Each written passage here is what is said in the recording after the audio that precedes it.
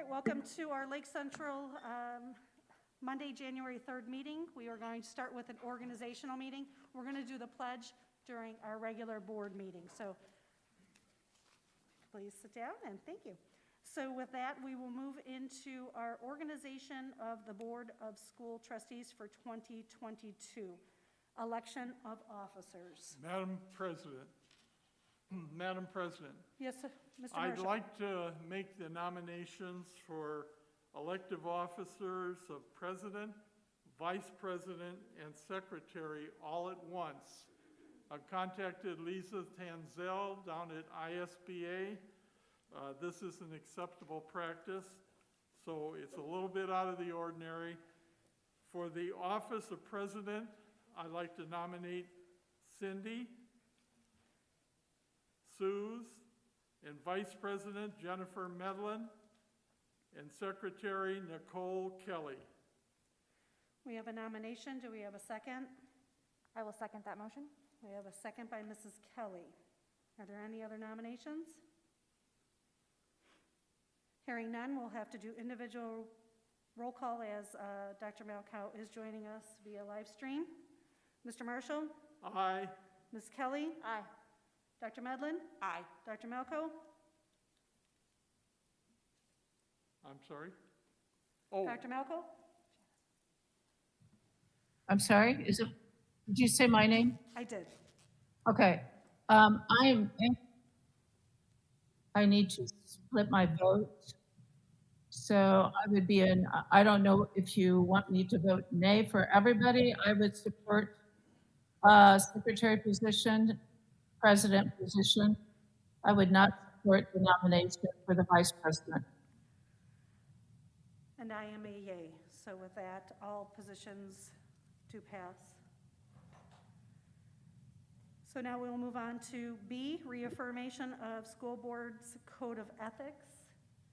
Has everybody had the opportunity to read through those code of ethics? Yes. Does anybody have any questions or discussion? No. Hearing none, we will take a roll call vote that you agree to those school board code of ethics. Mr. Marshall? aye. Ms. Kelly? Aye. Dr. Medlin? Aye. Dr. Malkow? Aye. And I am an aye also. Next, we'll move on to our establishment of school board compensation. Is there any discussion on that? Move to approve? Thank you. Do we second? Thank you. Mr. Marshall? Aye. Ms. Kelly? Aye. Dr. Medlin? Aye. Dr. Malkow? Aye. And I am an aye also. Our appointment of school attorneys. Do I have to read that, Dr. Bracco, or just? Yes. Oh, well, who our attorney is, Mrs. Cheryl Zick and Associates. All right, do we have any discussion on school board attorneys? Second? We have a motion? Do we have a motion first? Motion to approve. Motion by Ms. Kelly, second by Mr. Marshall. Mr. Marshall? Aye. Ms. Kelly? Aye. Dr. Medlin? Aye. Dr. Malkow? Aye. And I am an aye also. Appointment of our treasurer. Move That- to approve that is, the recommendation of Kathy Brown. Dr. Veracco? All right, we have a motion to approve Kathy Ramba, and do we have a second? Second. Second by Dr. Medlin. Mr. Marshall? Aye. Ms. Kelly? Aye. Dr. Medlin? Aye. Dr. Malkow? Aye. And I am an aye also. We'll move on to our liaison appointments. So after discussion, everyone will stay in their current committees, except for the Dyer Parks Department. That should state Sherrville Parks Department. Sherrville Parks Department has requested that Mrs. Kelly be their liaison, which I believe she does have support for that. So with all of that, with the exception of Dyer, that should say Sherrville. Do we have a motion? Move to accept the liaison positions. All right, we have a motion. Second? Second by Mr. Marshall. Mr. Marshall? Aye. Ms. Kelly? Excuse me, Cindy? Yes. Cindy? Hello? Hello? Yeah, I would like to add the Dyer Parks back to the agenda. We worked very hard to get that on there several years ago. I believe it was explained to me that the Dyer Parks Department has to request a liaison? Unless I'm wrong, Well, Dr. they did. Barrow? That's why, Cindy, that's why the position was added, because they did request that. Okay. Then we'll. Madam President, Yes, I respectfully would wish that we defer this till we can get an official representation from Dyer as to the request Thank for a Dyer Parks liaison. Not that Dr. Malkow is not acceptable, but we've seen nothing recently, and it's kind of out of order at this point. It can be deferred to a later date. all right. Are you okay with that, Dr. Malco? Absolutely. Wonderful. So with all of the liaison appointments, with Mrs. Kelly being with the Cherville Parks Department, do we have a motion? Motion to approve. We have a motion by Mrs. Kelly, Second. second by Dr. Medlin. Mr. Marshall? Aye. Mrs. Kelly? Aye. Dr. Medlin? Aye. Dr. Malco? Aye. And I am an aye also. Move on to our conflict of interest policy. Do we have a motion to adopt the So conflict? moved. We have a motion by Mr. Marshall, Second. second by Mrs. Kelly. Mr. Marshall? Aye. Ms. Kelly? Aye. Dr. Medlin? Aye. Dr. Malco? Aye. And I am an aye also. I move to adjourn the organizational meeting. We have a motion, Second. second by Dr. Medlin. Mr. Marshall? Aye. Ms. Kelly? Aye. Dr. Medlin? Aye. Dr. Malco? Oops, aye. And I am an aye also. So the meeting is officially adjourned, which we will go right into our school board meeting.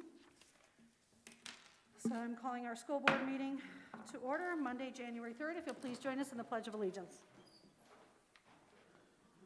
Pledge allegiance.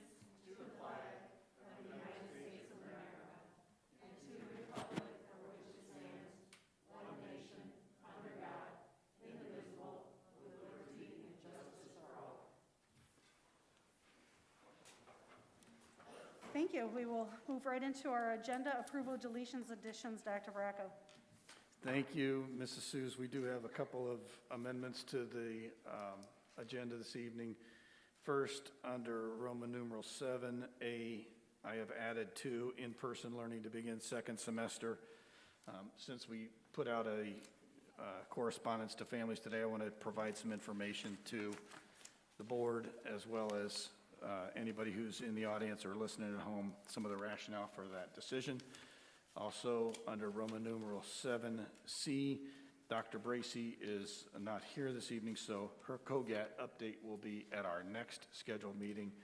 And then under 7D, both 1 and 2, Mrs. Castaneda has some additions to those. They should be at your workstations.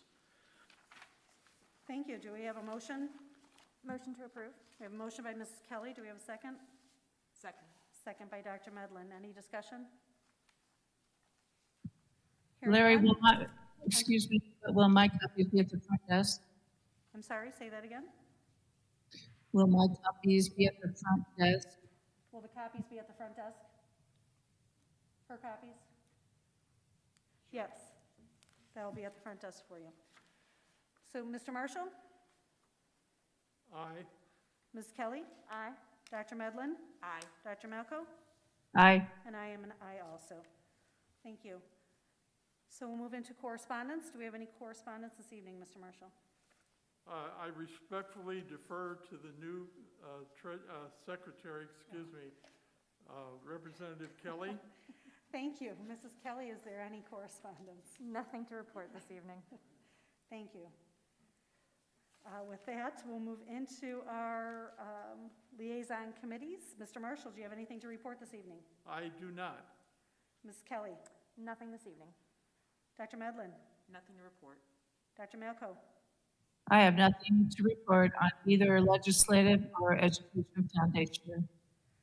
And I have nothing to report for Dollars for Scholars or the St. John Redevelopment Commission. So we'll move on to our official school board business topics, consent agenda. Dr. Baraco. Thank you again, Mrs. Seuss. Seek board approval for the minutes from our meeting on December 13th, and then also board approval for the claims, payroll, and extracurricular expenditures that you received in your packets last week. Move to approve. We have a motion by Mr. Marshall, Second. second by Mrs. Kelly. Any discussion? Hearing none. Mr. Marshall? Aye. Mrs. Kelly? Aye. Dr. Medlin? Aye. Dr. Malco? Aye. And I am an aye also. Thank you. I don't believe we have any public comment on action items this evening, so we'll move right into our official school board business topics, regular agenda. Dr. Baraco. Thank you again. I do want to review a couple of legislative items. As we all know, tomorrow begins the General Assembly's work in the short session.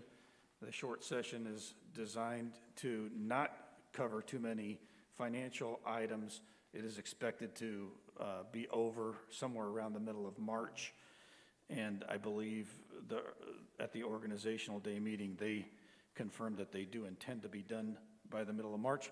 Having said that, there are still several educational items that have been tossed out there for consideration. And so I wanted to review a couple of those with you this evening. And I wanted to begin by talking about something I mentioned at our last meeting, and that was the civil liability exemption that came through in IC 3430-32-7 last year that indicated if we followed those rules, we could be not be subjected to civil penalty if somebody gets really sick or dies from COVID in our schools. And so I wanted to put that in the packet so that the board would have it in case you get questioned on that. That was effective last February 18th. And so they put it into effect, as I said, I think at the last meeting, to motivate those folks who were doing still virtual to get them back into in-person instruction, because there's it's not just Lake Central administration that highly values in-person instruction, it's also the Indiana General Assembly. I wanted to mention briefly also Senate Bill 22, which would increase the amount of the state tax deduction from $100 to $500 for educators who purchase supplies. It'd be interesting to see the details on this, because some folks who previously don't contribute at certain levels might have the opportunity, if they're educators, to help our education foundation out. So I will not go into details because I don't have them, but I will follow this bill closely because it could benefit our organization that supports staff doing student activities in their classrooms. HB 1001 is got a low number, so you know it's going to get a lot of emphasis. This is the bill that's going to come out of the gate tomorrow and probably be on a fast track to try to end the public health emergency without jeopardizing federal funds coming to the state of Indiana. So without getting into details on that, we will follow that very closely. And then finally, something that came across the wire today is Senate Bill 167, and this is a pretty big catch-all bill. I'm going to call it the Curriculum and Lesson Plan Transparency Bill, because there are a lot of pieces in here about asking public schools to put together committees for all sorts of things regarding individual teacher lessons to make sure that they are appropriate or acceptable to the local community, and then also require posting of a lot of these materials online. It appears to be rather cumbersome, as I've told the board earlier tonight in our work session, to put together committees of all these people. I don't know where the time comes from or where you get all the people to do so. As I've said many times in the past,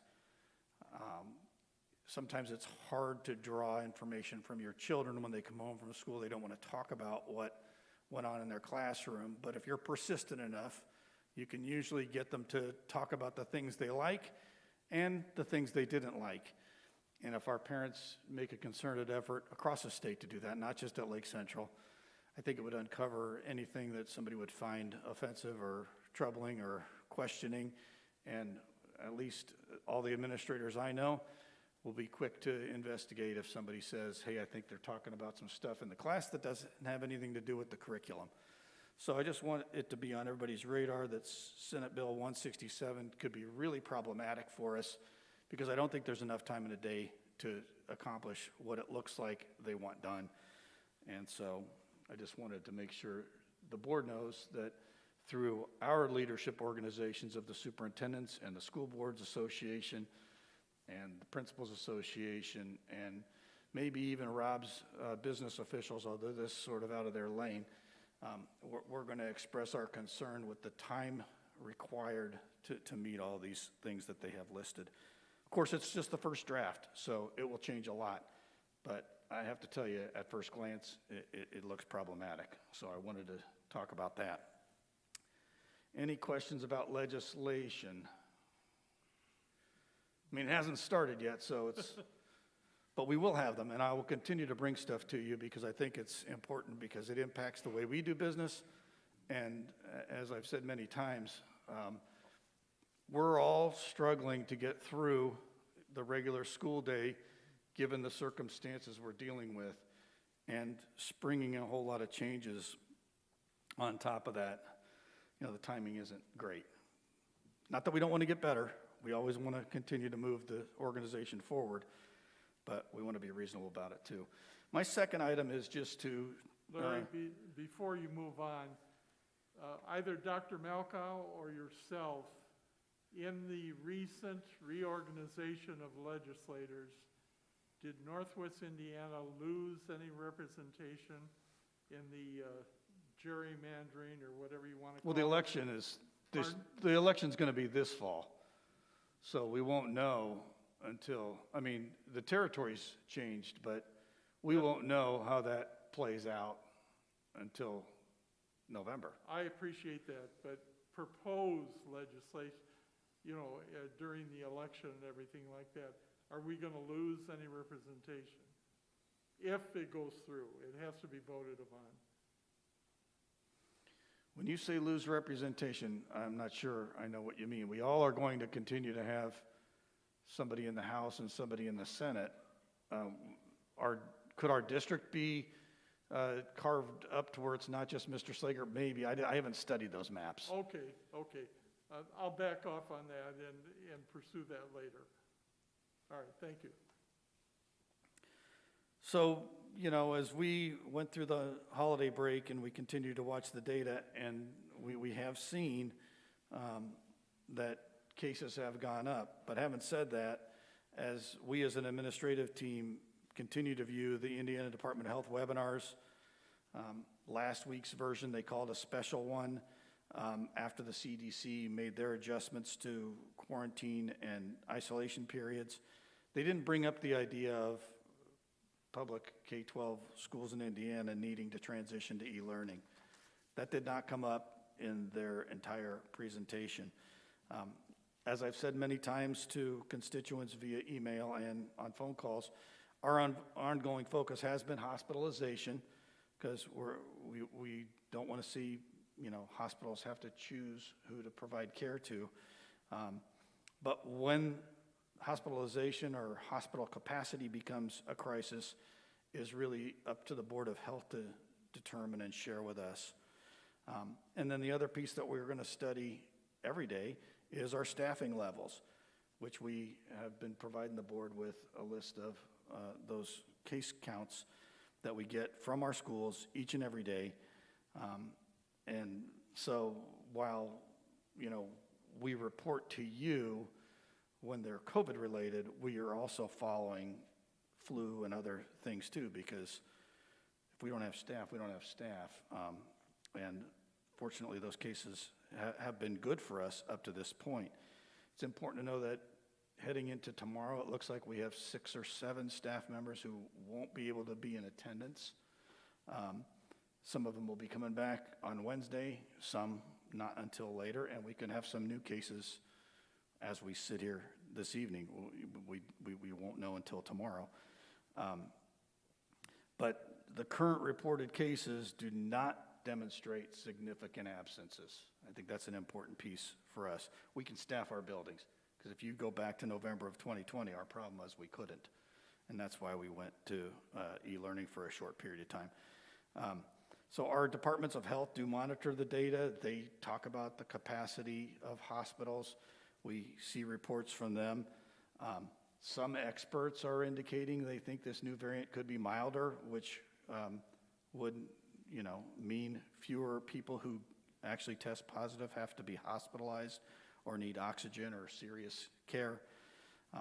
On the other hand, many experts and many parents who have emailed me yesterday, especially, and today, have indicated they think it's only a matter of time before the cases create staffing issues for us and hospital crises in terms of available ICU beds and other places to care for seriously ill people. And that could be true too. We also have experts on the national level sharing that, it may not get as bad in this wave given the vaccine availability. And what you hear from so many of the people is there's a cost to having students stay home too, in terms of anxiety and stress and psychological impacts. And we know from our own experience that many students aren't nearly as well engaged while at home, and that creates a problem with the amount of content that they master. We've said from the beginning our objective is to try to make it as normal as possible. It's not normal, and we acknowledge that, and we respect people who don't agree with the decision, but we're just trying to help people understand, sort of where we are. And as with other decisions that we've made related to the pandemic thus far, we're forced to make far than, they're not perfect choices out of really pretty imperfect options. And so we ask for people to trust that it's not for lack of paying attention or listening or talking to state experts to which we come up with something, but we know that it's not going to please all parties at all times. So we're going to continue to pay close attention to local and regional data. We will, we're willing to transition to e-learning if it's necessary, but we're really doing our best, and we are really committed to try to limit the amount of time that we spend in a virtual environment. We want to spend as many days as we possibly can with in-person instruction. And so with that, I'd open it up to anything that the board wants to say. You've already seen my statement earlier, which included some of what I just said, but I wanted to share a little bit more for anybody who hadn't seen the statement or wants to know where we're coming from. Is there any discussion or questions from the board?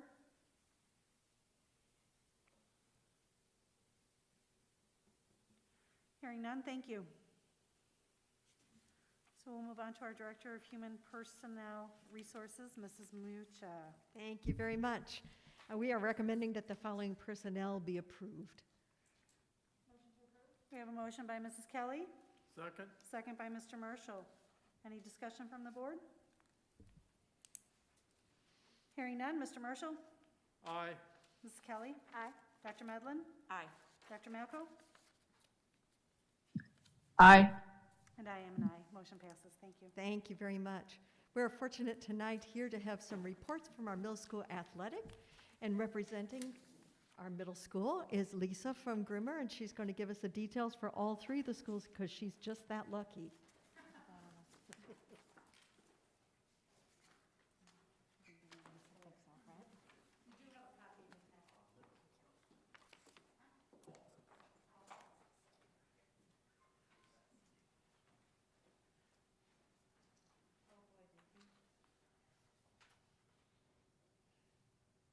Good evening, I'm Lisa from Grimmer. I'm representing all three of us, Clark, Kaler, and Grimmer tonight. This is the three of us up here. Clark, we'll start with them. Football, those are your numbers that they had for football and volleyball and cross country. I don't think they had much change on their coaching staff. It was pretty much the same people. Cross country, the boys' conference record was 4-2. The girls got conference champs for 6-0. Football, they had conference champs with Bremer, 4-0. And then volleyball, they were 6-0 for the 7th grade and 4-2 for the 8th grade. Their finances for the fall. And then pictures of their fall athletes.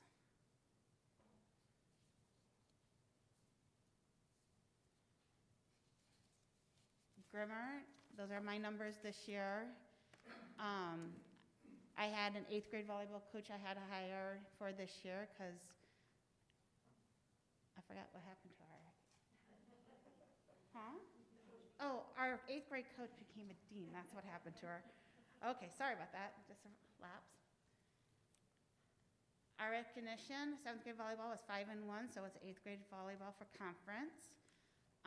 Boys and girls track were about pretty middle to the road, 3-3 and 2-4. Oh, we had Macy Thompson, who broke our school record twice this season, once in conference and meet, and she also had the 4th in all conference. My income for the fall and expenses.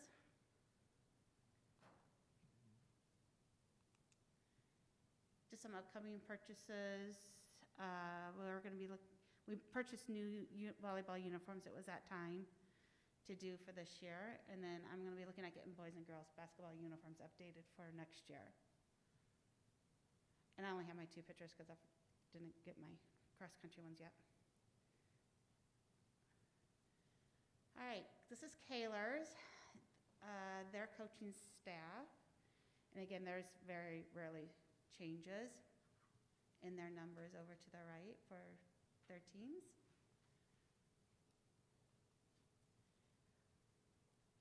Conference, boys, 5-2, it looks like. For the season, 5-1 for the conference. Girls was 4-2 in the conference. Football, 6-1.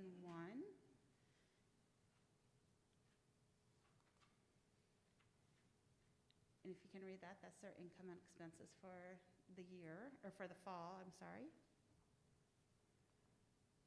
And then their team pictures, our cross country, volleyball and football. I'm assuming, there we go. Questions about fall? All right, I get to do one more, hang on. All right, this one's gonna be about our winter, basically wrestling and boys basketball. Same side. There are numbers this year for Clark. And I think Jake Felton is a newer boys basketball coach for him, maybe the last year to 2 years for them. Their highlights, conference, they were 5-1 for 7th grade. 8th grade boys is 3-3 and didn't do so well with wrestling. Their winter athletic income and fees, expenses. Pictures. Oh yeah, we got cheerleading on with the winter ones too. My winter athletics, you made the team. So my numbers are, that's who tried out and they made the team. And we did up the numbers this year with boys wrestling, that was nice. I did have to get a couple new coaches this year. One for 7th grade was Jeff Mizek, my new one. And then some of my old students, Jack Bozel, Jared Lopez, and Cameron Falati, they were my 8th grade coaches.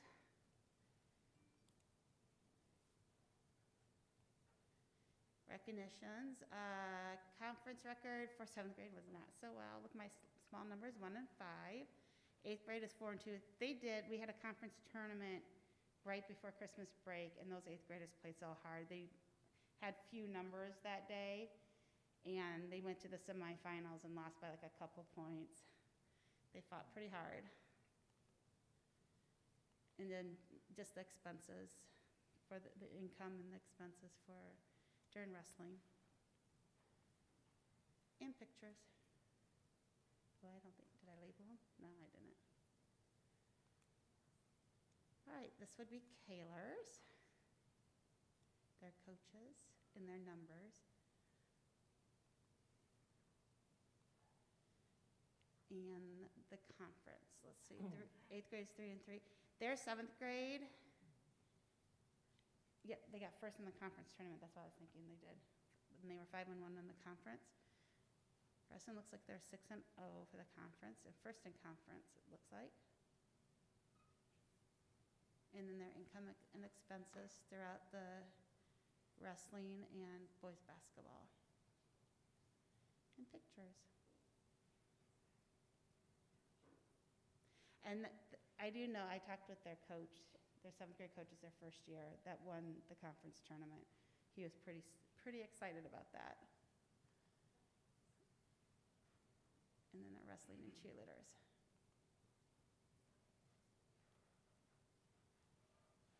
All right, that was winner. Any questions? I've got one. Sure, Could you back up sure. to Clark boys' pictures, Oh, did I go too fast? of the team pictures? Sure.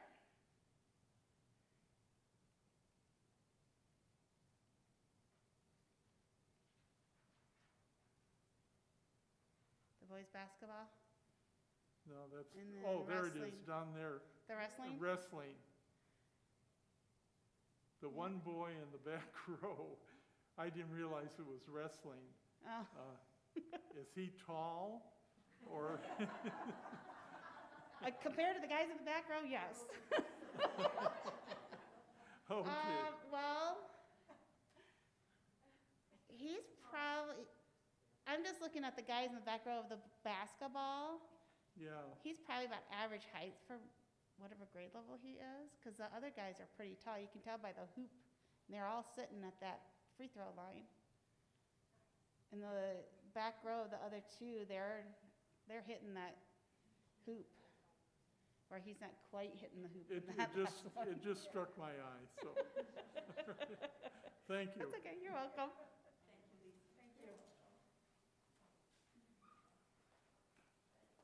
Thank you, did a great job for all 3 schools. Appreciate it. And now we have the high school, Chris Enyard. He is, it's not on the screen, so you can sit up there. Thank you.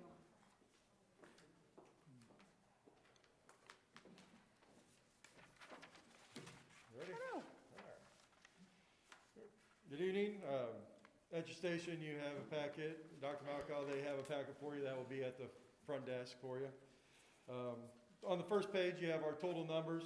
In the fall, girls, we had 125, boys 236, for a total of 361 fall athletes. Of those 361, 140 of those were considered scholar athletes, which means they had a 3.66 GPA or higher, for 38.8%. So while their expectations as far as practice and time commitment is there, obviously this went up almost 1% from last year. So their excellence in the classroom, as after all they are students first and athletes second, is still maintained at a high level. On the next page, you have our Doonlan Athletic Conference standings for the year. Girls finished cross country, finished 4th. Golf 2nd. Soccer was 4th, and volleyball tied for 4th. On the boys' side, cross country was 4th. Football was 7th. Boys soccer was a 3-way tie for first place, and tennis was 3rd place in the conference. Our postseason results: girls cross country were sectional and regional champions and advanced to the semi-state. Girls golf were 2nd at sectional and qualified for the regional. Girls soccer lost in the sectional semifinals, and girls volleyball also lost in the sectional semifinals. Boys cross country were sectional champions and advanced to the semi-state. Football lost in sectionals. Our boys soccer lost in the sectional championship. And our boys tennis lost in the sectional semifinals as a team. But in tennis, when you lose as a team, if you're the number 1 individual or number 1 pairs team, doubles team, you can advance as an individual after your sectional ends. So David Spriggs was our number one individual. He ended up winning the sectional and then lost in the regional at LaPorte. He goes down as the career wins record as a singles player here at Lake Central, and he had a great career.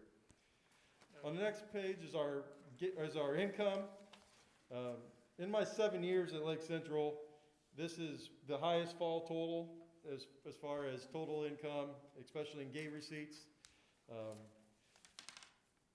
So our gate receipts were at $101,587. Football made up $69,537 of that. Soccer was at $19,390, and volleyball was at $12,660. Advertisement, again with COVID, we paused our advertising. We have one sponsor in Patillo and Crane who still wants or continues with that. We plan on amping this up next year. Our advertisement is usually between $30,000 and $40,000 a year, but for the last 2 years we've paused it with COVID and the stress on the economy in our area. Our fall team fundraisers and fees were at $86,491.36. Concessions was at $12,465, and we canceled the golf outing again this year. In the 1 year that we did house it, we raised $23,000 and covered half of that $60 pay-to-play fee that we charge here at Lake Central, for a total income in the fall of $224,983.36. Our fall expenses, game workers and officials, was $34,393.64. Field equipment and facility maintenance was $62,682.40. The majority of those purchases, again, last year, I think in the fall, we had an income of shy of $90,000, and we obviously when our expenses or our income falls, so do our expenses. So this year we had a lot of makeup to do and a lot of the programs to catch up with equipment and needs of the program. So equipment and team gear and fees was at $51,306.67. Training room and weight room costs were $11,970. The corporation transportation fee of $30 is now paid on Skyward, so it goes directly to the corporation. Concessions expenses actually outdid our income at $12,940.62. And then miscellaneous, this is our hospitality room, flowers, office needs, certificates, awards, plaques, and everything that encompasses that was at $17,828.14 for a total expenses this fall of $191,052.17.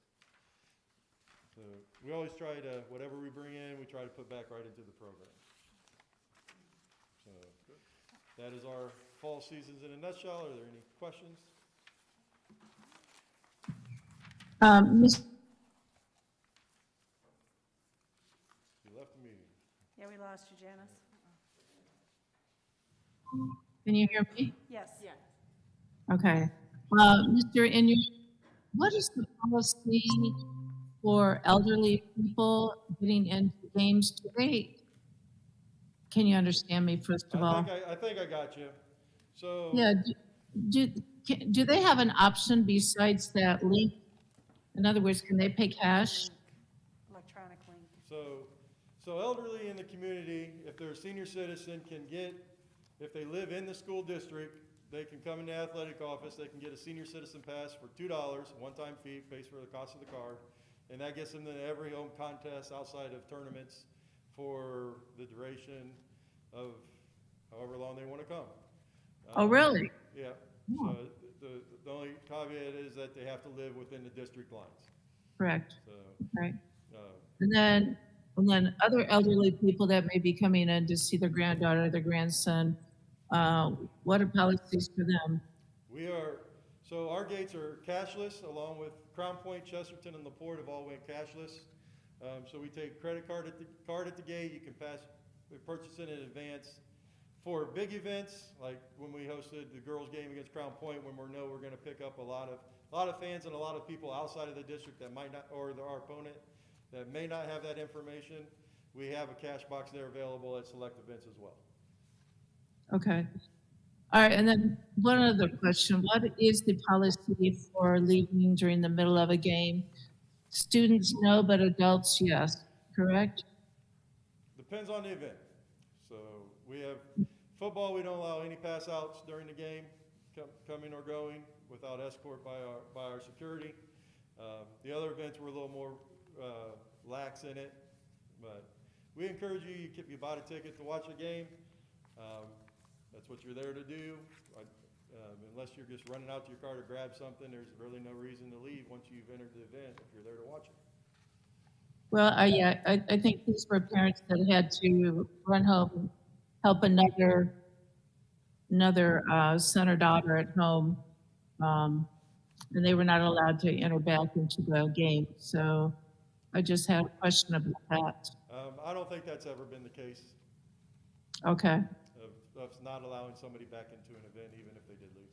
if it's an adult, right? Okay, thank you. Thank you.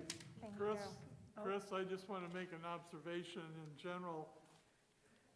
During the girls' season, there was one of the most competitive games I've been fortunate enough to be at. That's where our girls played Crown Point. At this point, Crown Point was the #1 team in the state. Our JV game went to overtime. We won that game in overtime. The varsity game went to overtime. Unfortunately, we lost by 3 points. But it was quality basketball, and I encourage anyone or everyone to come out and support Lake Central Athletics. Yeah, our girls' basketball team's currently ranked number 10 in the state. Correct. So they're having a very nice year, and that game came down to make a free throw. So, Yeah. but it was a They- very competitive game and a fun environment to be a part of. Unfortunately, they only made 3 out of 15 free throws at the end, Yep. which does not win games for you. But in defense of them, they're young. A lot of freshmen and sophomores. Yep. So the future's before us. Thank you. Thank you. And Chris, they did well at the holiday tournament also, didn't they, over towards Manchester? Yeah, they went to Portage and won that tournament. We had Okay. a couple state ranked teams in that tournament as well. Right. And adding on to what Mr. Marshall said, if you were in attendance at the Aunt Ray and boys basketball game, that was just such a spirit-filled gem. Fortunately, Lake Central had a very easy victory, but it was very nice to see all the young kids in attendance and the adults. So we're coming back, it looks like. Thank you Thank very you. much.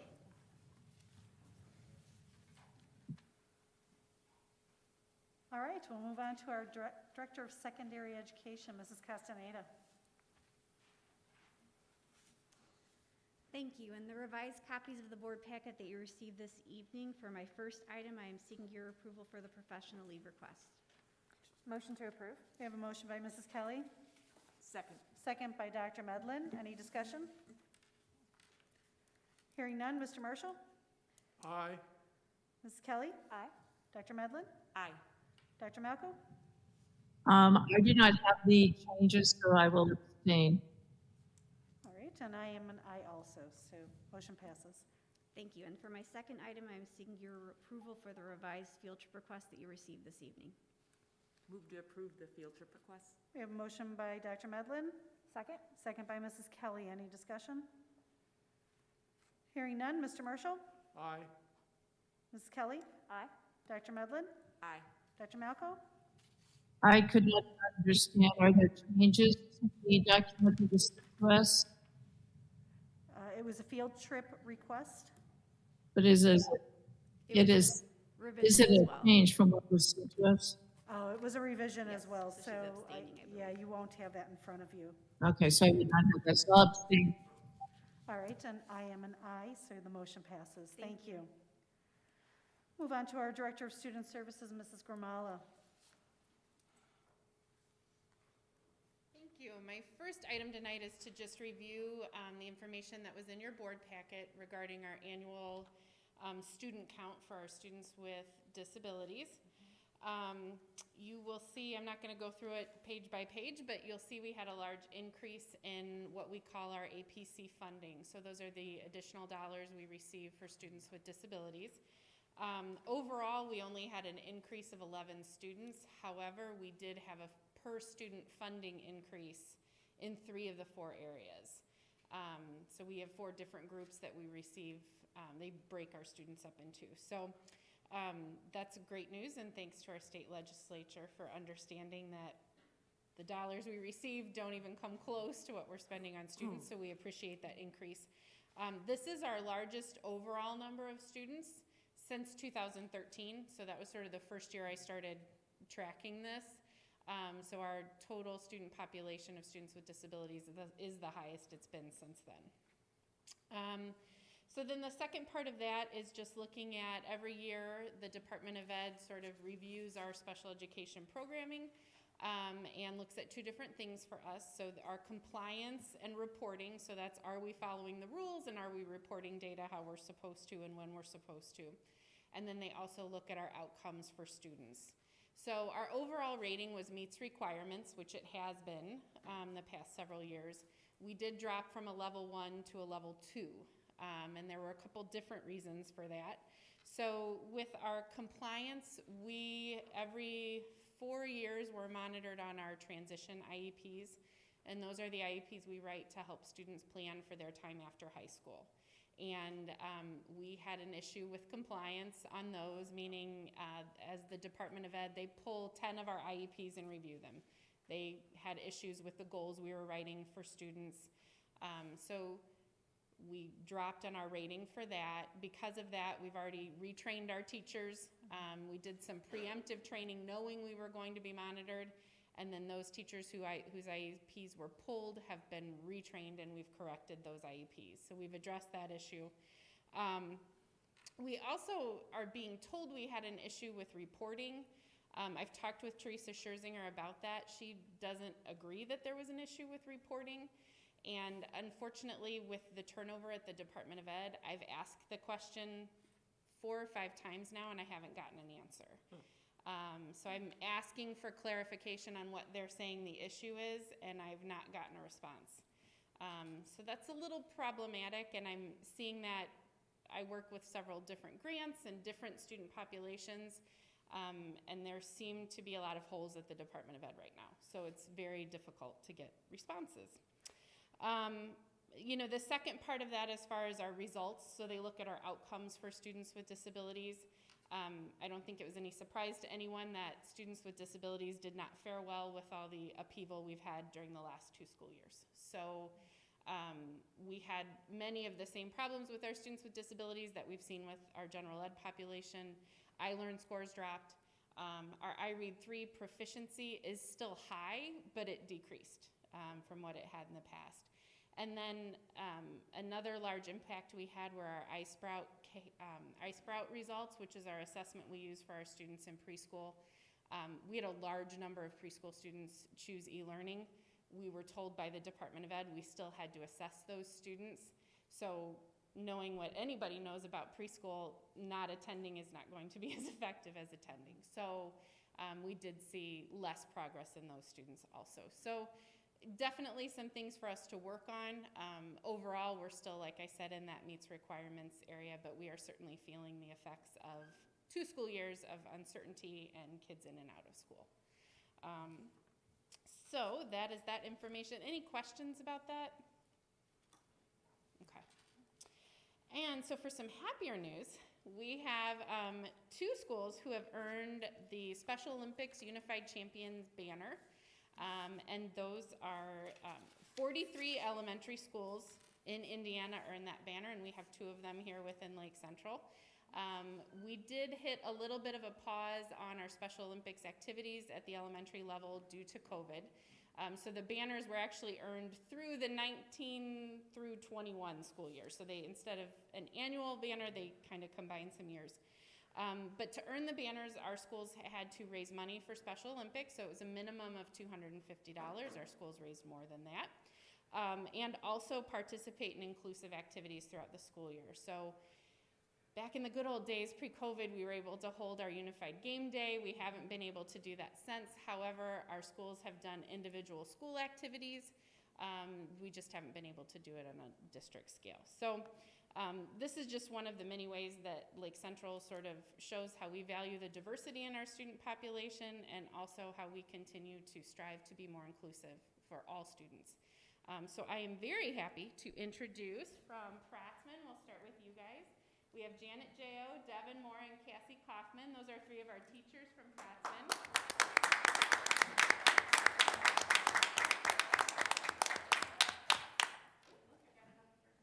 So they organized the activities, they did the fundraising, and got the students involved. So for you guys, your banner, and I think Mrs. Sue wants to take I do. I want to take that picture. Ms. Granada? Yes. All right. I can only see part of the sign. Oh, no, I'm missing. Yeah, you guys just back up just a little bit. Okay. 2 steps back. There we go. Perfect. Ms. Mucha, smile. Thank you. Congratulations. And then from Holman, we have social worker Michelle Stan and our teacher Karen Brand.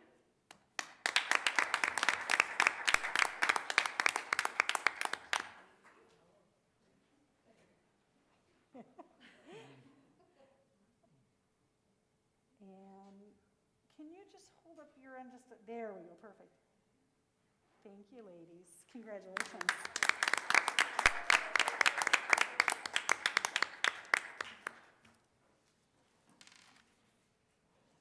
Thank you. So with that, we'll move on to our Director of Business Services, Mr. James. Thank you. Good evening. Good evening. My first item is just to give the board an update on our 2021 tax collections. All governmental units in the county received their tax money on December 22nd this year, and we had a collection rate of 98.95% of the taxes that were levied. That is, so in essence, 99%. So we want to thank our taxpayers for paying their taxes and all the homeowners. Not only us, but all the cities and towns and the libraries are dependent on that money in order to operate. So that collection rate is right on par with where we have been for ever since I've been here. We have a good collection rate here in the district. So any questions on that? Okay. And then my next item is just to seek your approval for the donations that were in your board packet. Motion to approve. We have a motion by Mrs. Kelly, Second. second by Dr. Medlin. Any discussion? Hearing none. Mr. Marshall? Aye. Ms. Kelly? Aye. Dr. Medlin? Aye. Dr. Malko? Aye. And I am an aye also. Motion passes. Thank you very much. That's all I have. Thank you. We'll move on to our public comments. We only have one this evening, and I just want to remind that person that we give you 3 minutes to speak, and with that, we will have Daniel Peterson. And if you could please state your name and address when you get to the microphone, please. All right, my name is Daniel Peterson. My address is 2151 Sherwood Lake Drive in Schererville, Indiana. Thank you. Reason I'm coming for you tonight, I'm the commander of the St. John Memorial VFW Post 717. I'm also the junior vice commander for District 1 of the Department of Indiana Veterans of Foreign Wars. Here with my comrade Timothy Houts, veteran of the Beirut conflict. He is a past commander of the VFW here in town. He is also past district commander of District 1 here in Lake County. The reason I'm here is to express gratitude to the Bibbage Student Council and the Interact Club of the Lake Central High School. These students, unsolicited by us, presented Happy Veterans Day, Merry Christmas, and Happy Holiday cards to the St. John Memorial VFW Post 717. We distributed these cards to veterans in our communities that cannot leave their homes, haven't been able to. For some of these individuals have been homebound for many years. The leftover ones we took down to the Indiana Home for Veterans down there by Lafayette. These cards brought cheer, tears, expression of gratitude to everyone that received them. If I can take the liberty of expounding a wee bit, on the significance of what these students did and their exemplary patriotism. A lot of these veterans that received them are veterans of the war in Vietnam. They were not welcomed home. They did not receive many expressions of gratitude, and they all expressed that finally they get it, and it was greatly appreciated.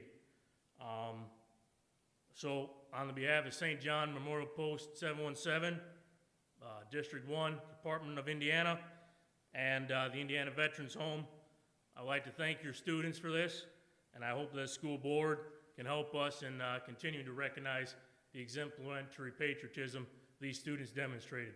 Thank you. Wow, thank you.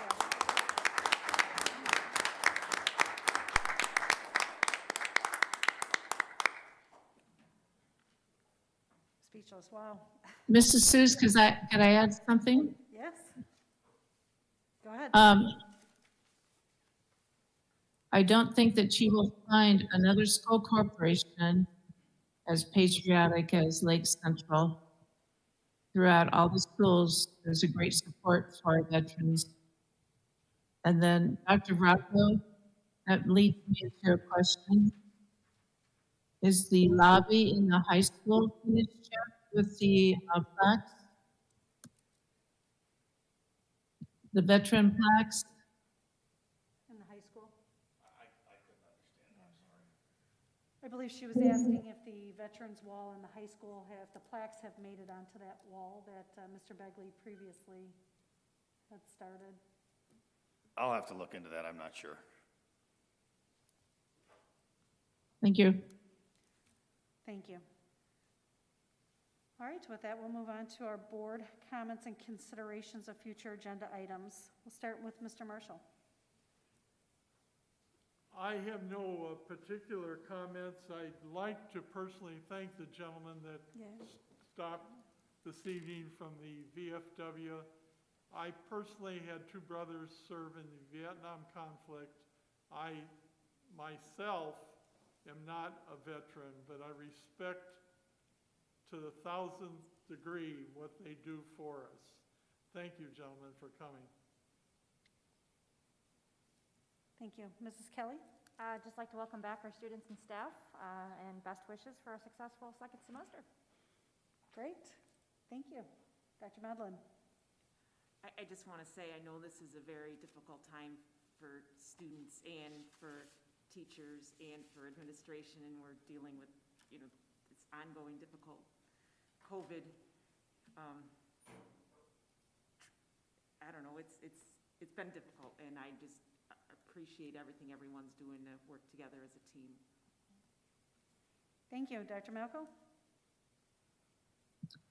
Yes, best wishes to everybody, faculty, students, staff, parents, administration, bus drivers, everybody, for a great 2022. Keep your eye on the prize. Thank you. And I also just was going to wish everyone welcome back and wish them a successful second semester and a great start to the third quarter. And with that, we'll move on to our board calendar, future activities. Dr. Baracco. Yeah, thank you. Our next meeting is not 2 weeks from tonight. It is on the 18th, Tuesday the 18th, here at 7 p.m. And as I mentioned earlier, we'll continue to keep the community and the board posted on how we're doing with our cases and our other data we collect from our regional health people. Thank you. Thank you. With that, do we have a motion for adjournment? Motion to adjourn. We have a motion for adjournment. Second? Second. Second by Dr. Medlin. With all in favor? Aye. Or adjourned.